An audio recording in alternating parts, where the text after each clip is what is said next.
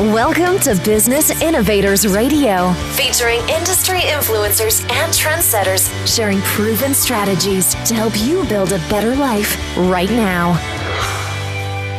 Hello and welcome to the Business Innovators Radio Podcast. I'm your host, Rick Brown. Today, my guest is Shannel Rivera. She is CEO at Beauty and Hustle, where she serves as a business strategist and a keynote speaker. The Beauty and Hustle mission, Shannel's mission, is to empower women to show up in a big way to find success in any business while also finding balance in life. She has had a very successful corporate career with FedEx. She's in the top 2% of her direct sales company. And as I mentioned, has her own wildly successful small business with Beauty and Hustle. And if that's not enough, she's created multiple Facebook communities that help women bond and help each other grow. As a matter of fact, Shannel is vetted and approved by Facebook as a Facebook power admin with more than 60,000 followers in her groups. And I think it's safe to say that Shannel has built a formula on how to find success at it all. And she's joining us today to talk about that formula. Shannel, welcome to the program. Wow, thank you so much. Thank you for the amazing introduction. I'm super happy to be here. Well, tell us a little more about your background. And I mentioned that you worked with FedEx and you are now, working to help empower women. How did you get to that point? Yeah, great question. So about 10 years ago, I was working at Cheesecake Factory. That was my first and only job. And I decided to quit. People thought I was crazy. And I traveled all of America and just saw sights and all of that. And then I ended up being, 25 years old and unemployed in the middle of a recession. And I actually was looking for jobs for my boyfriend at the time. He's now my husband, so that worked out. But I was looking for jobs for him so that we could get off of the road of traveling. And I was looking for jobs at FedEx for him. And I applied for one. And I showed up to FedEx, 25 years old. And I took a job as a part-time customer service person making $9 an hour. So within a year at FedEx, I actually got promoted to having my own store. And it still wasn't enough to sustain as an adult. I mean, it was obviously a bigger jump. But I went and I started really, really digging into knowledge and how I could grow within the company. And within 4 years of being at FedEx, I became a 6-figure district manager. And it ignited something in me that I had always knew that I wanted to do, was to lead people. I grew up being the captain of the cheerleading team and, the president of this club, but I hadn't found that in my regular job. And so through FedEx, I was just ignited and I started being able to help people at FedEx, sell them this dream of, do X, Y, and Z, and you can get promoted and you can change your life. And it was really exhilarating and I loved every second of it, but I was really losing myself. As you can imagine, I know people can't see me right now, but I'm a super glittery, hot pink, fireball energy person. But as you can imagine, in my direct manager peer group, my district manager peer group, nobody exactly looked like me, right? I was younger than everybody. I was Latina. I wasn't super vanilla like everybody else, which was fine, but I felt like I was losing myself. And so I created Beauty and Hustle literally as a Facebook group in the middle of the night for some type of identity. I was having like an identity crisis. And I woke up, a couple hours later, I'm driving on the freeway to my corp life job, and I had 5,000 people wanting into this group. So I just remember driving on the freeway. Don't worry, I was in traffic. So, and clicking every single one and having goosebumps, like I'm on to something here. And within a week, we had 15,000 people in this community. And it was just from that moment knowing my purpose was, yes, to know how to be strategic and all of those things, but my purpose was to teach others that and teach others how to find that in their lives. So super exciting stuff. And how did it come to you wanting to really focus and to help other women? Yeah. So again, when I was at FedEx, out of 126 district managers, there was only a handful of women. And there wasn't anybody that looked like me that could help me. And I started to have that identity crisis, and I'd start to really reach back to the women at FedEx directly at that moment and say, hey, I'm here. And it's sad to say, but women culture is it can be very vile at times. Like, hey, I'm only going to teach you 80% of what I know because you might be better than me. And I decided to go into it all the time of, I'm going to teach you everything I know. And if we show up at the same job interview, I'm either going to kick your butt and feel good about it knowing that we were on an even playing field, or you're going to beat me. And it's because it was yours from the beginning. So I really felt like there was that need for women, that nobody was reaching back. Nobody was mentoring other women. Nobody was saying it's okay to be girly and still be a boss and not be perceived in a negative way. And so I decided I had to be that person. And I loved every single second of it. So I'm curious, personally, I have always been drawn to strong, confident women. My mother was a strong, confident woman, and that's just, I don't know if that's what it's from. I guess it is. I'm not a psychologist, but even as an adult, I'm drawn to strong, confident women. I'm curious that as you started to re-identify yourself, or to kind of come to that realization of who you are and how you wanted to express yourself, how does that go? You talked about the relationship between women. How did that go with your relationship with men? Yeah, that's a great question. I think that the first hurdle was me overcoming judgment. Really learning that if somebody was going to judge me for my authentic self, it wasn't a me problem, it was a they problem. That was their problem.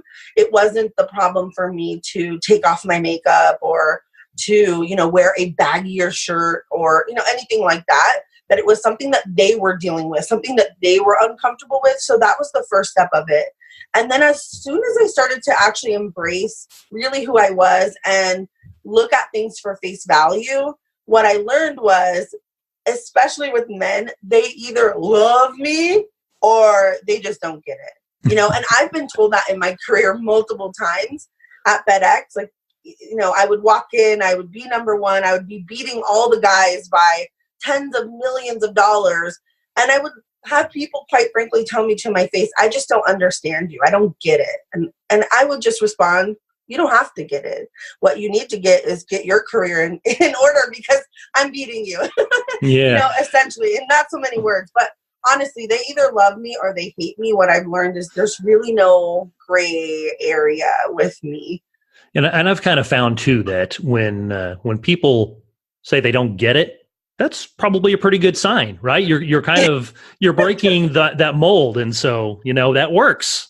Yeah. So tell us then a little bit about this foundation for how you help others empower themselves and empower others. But tell us a little bit about kind of that foundation. Yeah. So like I said, at FedEx, obviously that was part of my job, was to reach back and to build the bench and to get people promoted and excited and want to stay within the company. And when I quit, everyone thought it was crazy, that I was leaving a six-figure career that I had worked so hard for.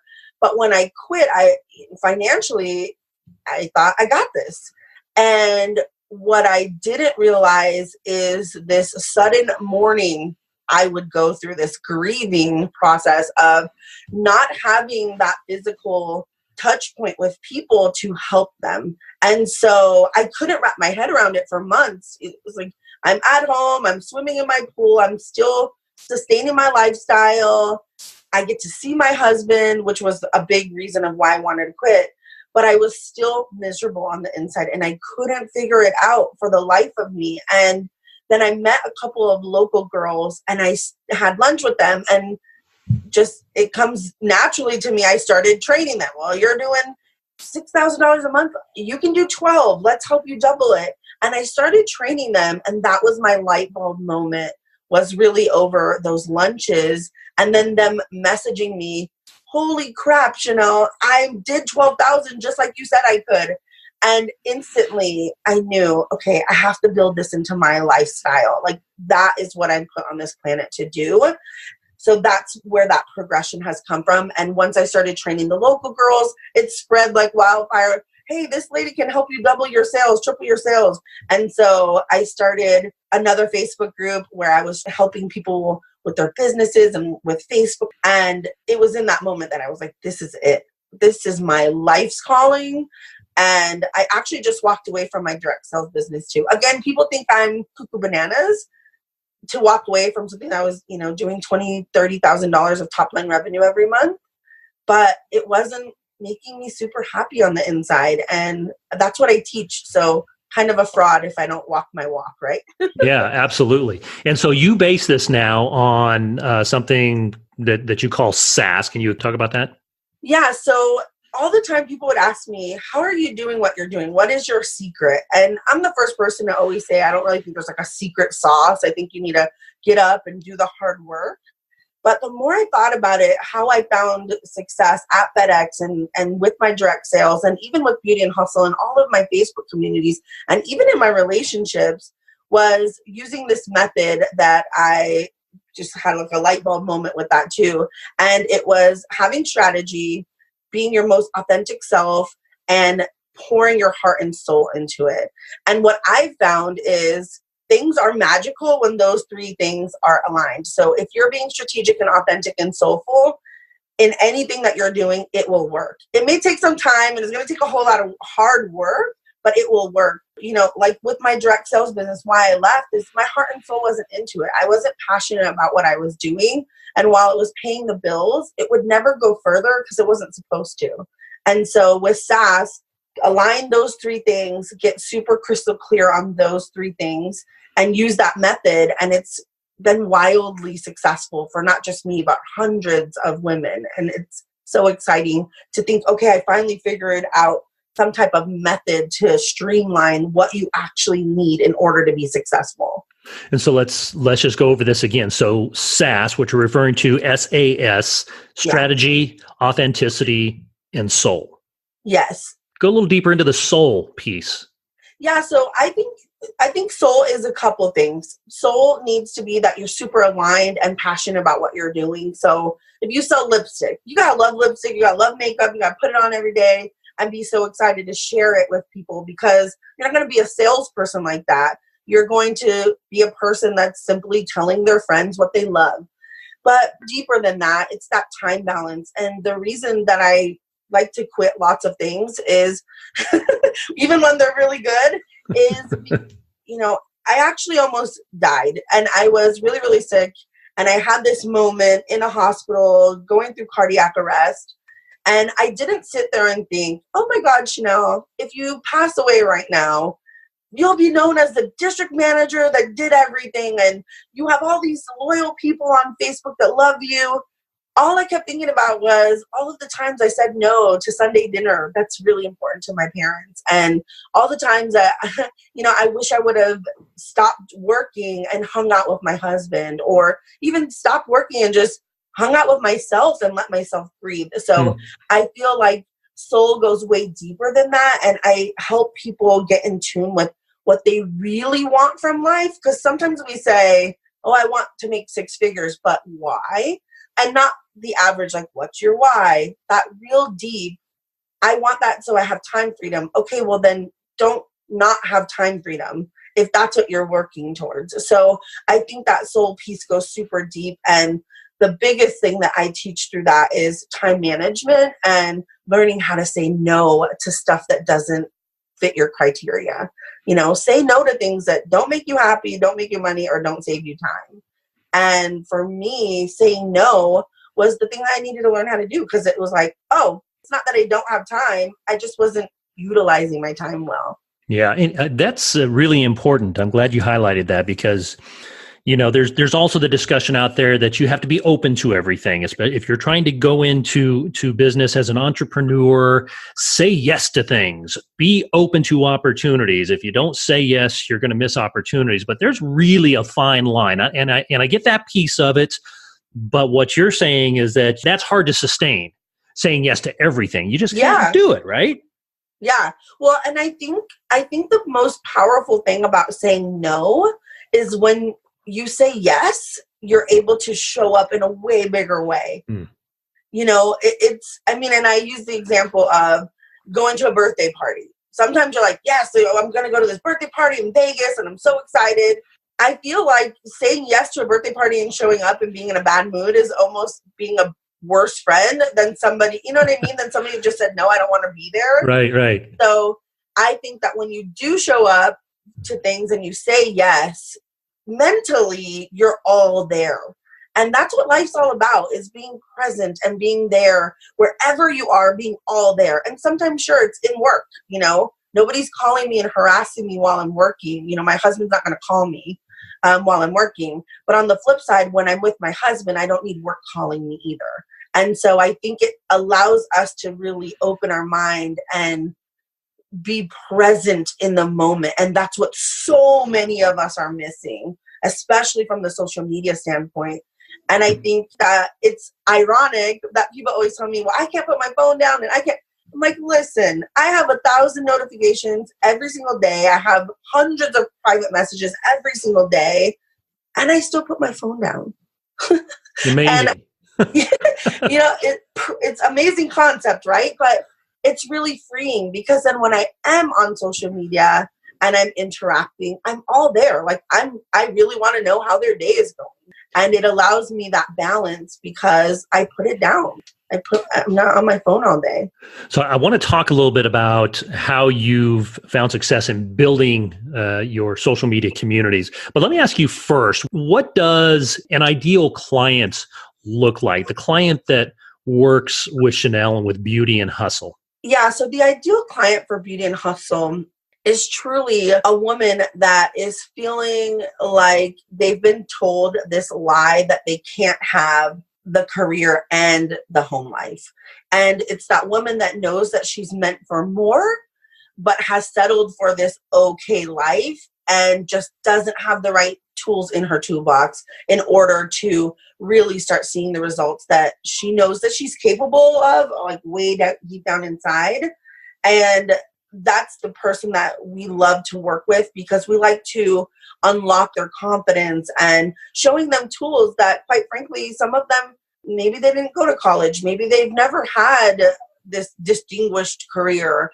And what happens is, as women, we feel really afraid to ask questions because we already feel like we're being judged. So, you know, heaven forbid I ask a question about a profit and loss statement and feel like people are going to judge me even deeper. And what we want to do is open that door and open those conversations to asking really good questions so that they really can have that life that's successful on their terms. And lastly, figuring out that my version of success is very different than theirs and very different than everybody else in the world.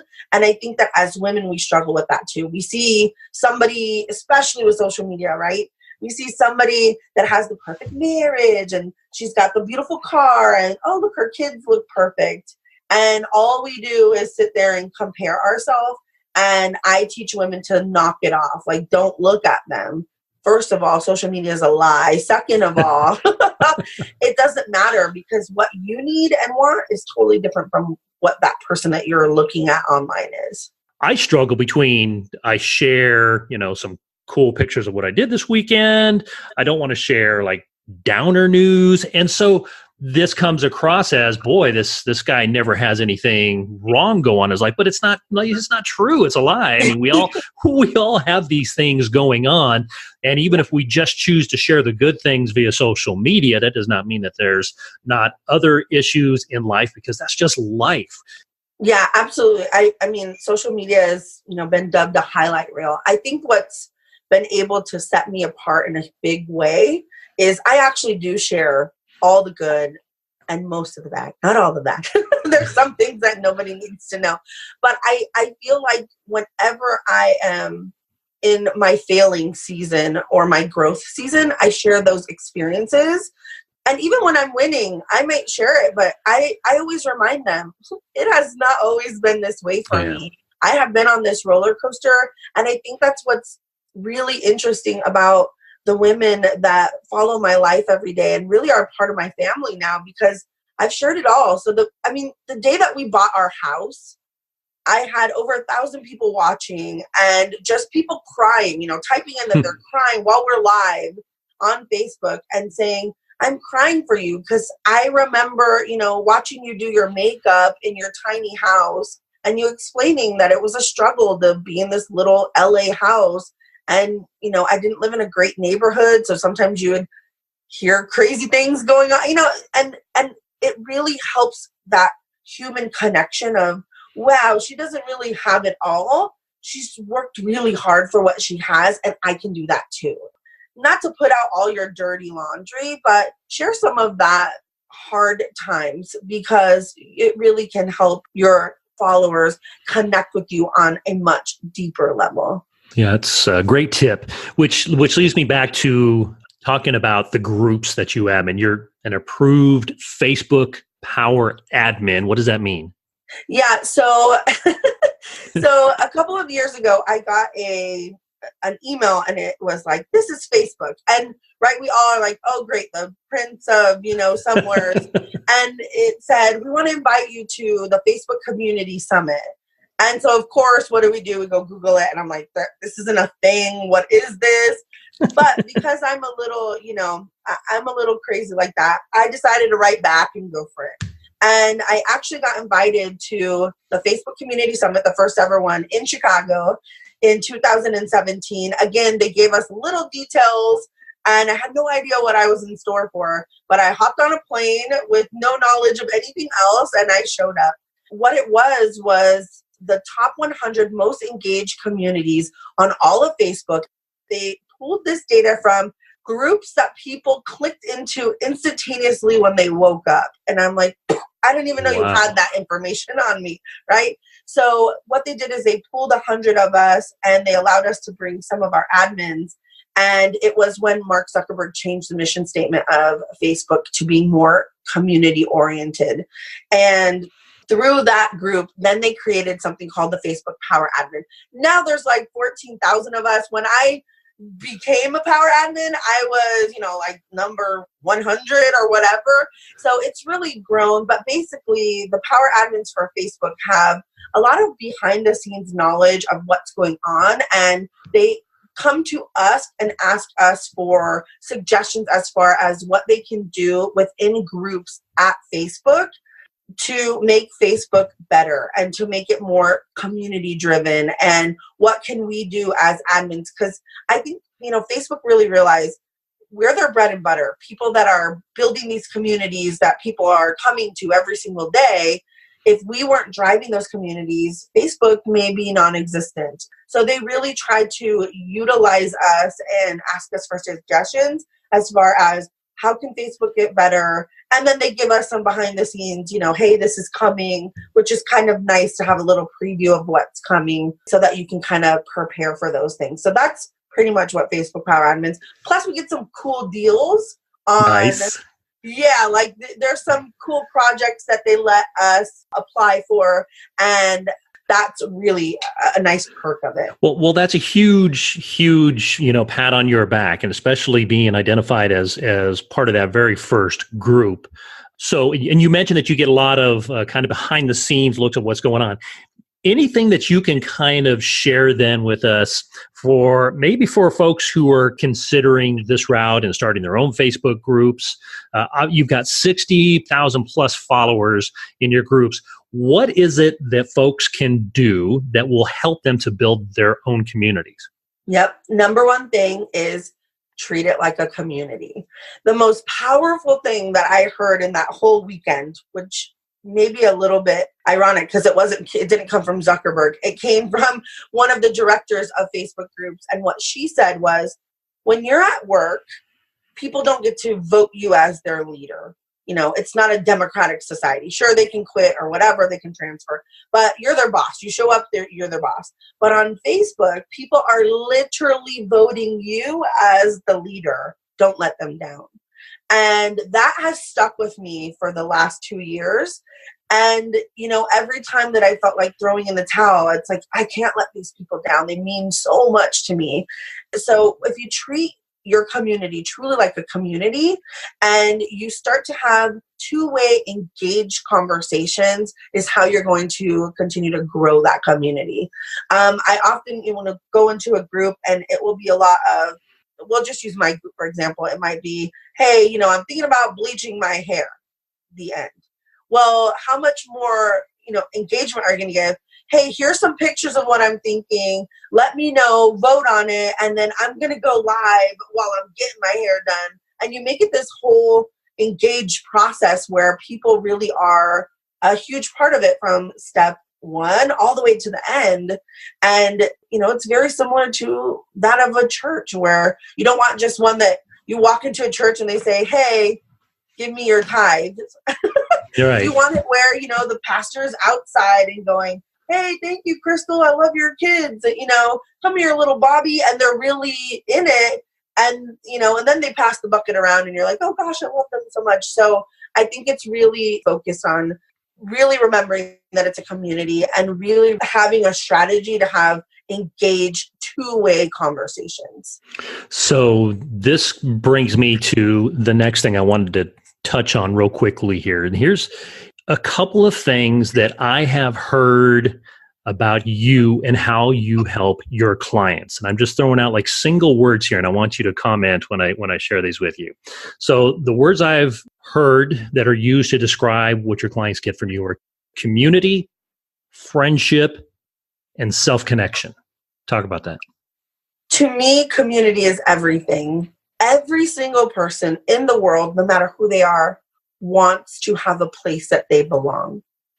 For me, I wanted to create that place for as many people that wanted to show up and have open arms for as many people that wanted that help. And some people will come in and they'll jump back and go, whoa, that's too much for me right now. But I think that if we really look at social media for the good that it can do, that it can connect me with a woman in Kansas who's feeling depressed and, my eyeshadow tutorial is going to just blow her mind or whatever. Or my clients that are feeling like they should quit their small business, and I've given them tools to have little glimpse of hope. That's what I feel like my mission is having that connection with people and teaching them that wherever you are right now, you can be in a totally different place, but you have to find that community that serves you and helps raise you up.